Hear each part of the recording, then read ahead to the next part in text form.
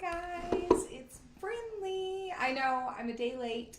I had a prior commitment last night that I wanted to be present for, and so I decided to push it back a night, and it is what it is, and everybody can see it tonight. So I promise a good topic. I have this on my desk, and it says, "Sometimes you win, sometimes you learn." And that's what tonight's topic is. It's win or learn. So when I first started on this personal development journey, I used to be a person, and I still am. Guys, I am highly competitive.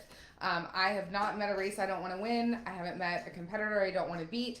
And I used to say, I hate to lose more than I love to win. And I do, because I am by nature a competitive person. Yet what I've done is I've shifted my mindset to never think that I lose, that there's always something to learn. So we've talked in the past about a few things that I'm going to bring in. So first, we've talked in the past that fear is based on a few things. Usually it's fear of not getting something that we want or losing something that we have.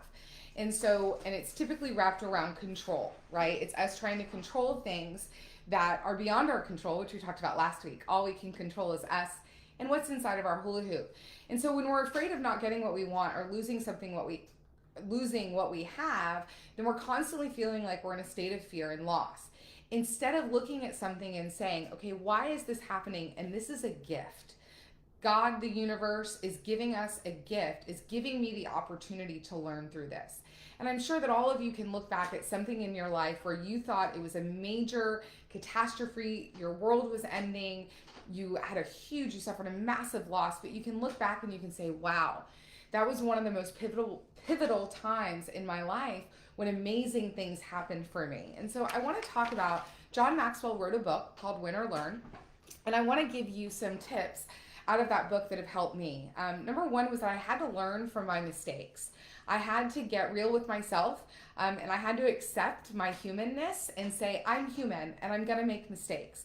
And I had to get out of the fear, and I've talked about this a lot, that I have overcome a massive amount of caring so much about what other people think, that a lot of times in my life I would be paralyzed, or I would make decisions based on what I thought other people would think of me rather than what I just wanted myself.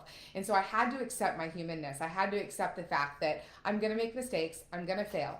On my team, we celebrate failure every Friday. We do Fail Fridays on our daily morning meetings, and we talk about the failures for the week, because truly failure is success. Success is failure over and over and over again. You don't become successful by becoming complacent and staying where you are. You fail forward into success. So then number two is self-worth versus self-confidence. So remember, we've talked about this in the past. Self-worth is from the inside. Self-confidence is from the outside. When we look at something as a loss, then it affects our self-confidence in a negative way. Yet when we start looking at the lessons that we can learn, and we learn it, we look at it as a learning opportunity rather than a loss, it grows our self-worth from within. Because when we're able to learn from it, then we grow as a person, which increases our self-worth. So we're increasing in self-worth instead of declining in self-confidence. We have to adopt a beginner mindset. You have to go back to a place of just knowing and being okay with the fact that you don't know everything. I have a friend, we were chatting last night, and he will go into anyone he meets, he will just start asking random questions because he just likes to know. He's not afraid to ask questions and not know something or not know the answer or it be a silly question, because he has a beginner's mindset and he wants to learn. Humility.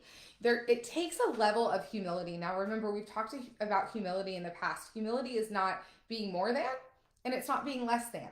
It's just being. Humility is just being in a state of being. And so when we're in a state of being, what that allows us to do is to be present in the moment and accept the gift and say, okay, where's the lesson here?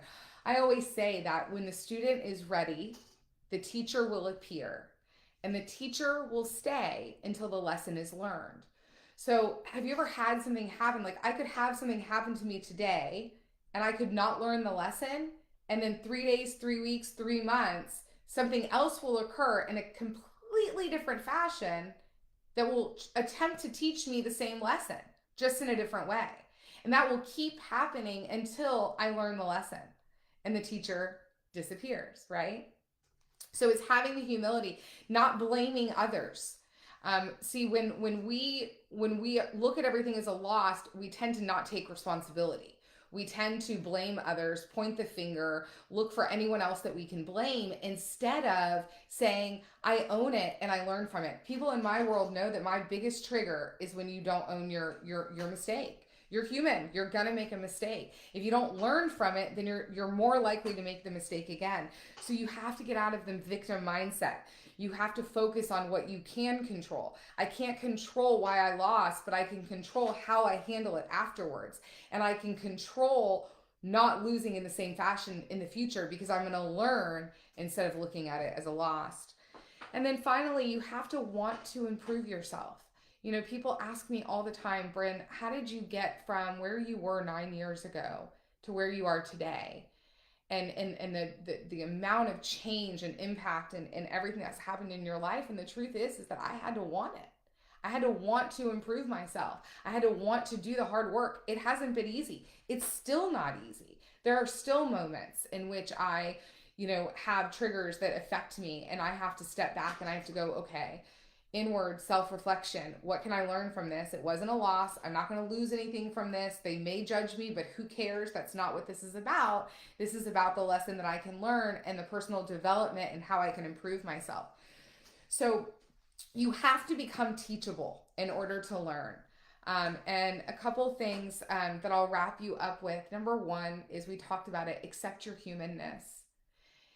Stop striving for perfection and start striving for improvement. If you improve 1% day over day, in a year, you'll be 365% better than you were. Sometimes we get paralyzed by perfection and striving for perfection. So accept your humanness.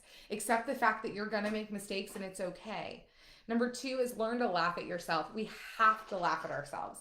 When we make mistakes, we just have to, here I go, Bran, you did it again. What are you gonna learn from it? And I just have to laugh at myself because I'm human. And I have to give myself a whole lot of grace, because if I'm giving myself grace, then that means I'm able to extend grace to others. And then last, I have to keep the right perspective, right? I have to remind myself, what can I control? Am I staying in my lane? What can I learn from this? And then saying, you know what? I'm going to make mistakes and I'm going to suffer great losses for it. And there may be folks that may not forgive me, or there may be situations that don't get better. And that's okay, because every day I'm striving to improve myself and I'm striving to learn versus looking at it as a loss. Don't give up. Don't give up. Just keep going. There's going to be hard days. There's going to be days you don't want to get out of bed. There's going to be days that the loss feels so great that you feel like you have a 1,000-pound man sitting on your chest. Do not give up, because that's right before that moment is when the magic starts to happen. When you feel that heaviest weight, that's when your breakthrough is going to come. So don't give up at that moment. Do whatever you need to do.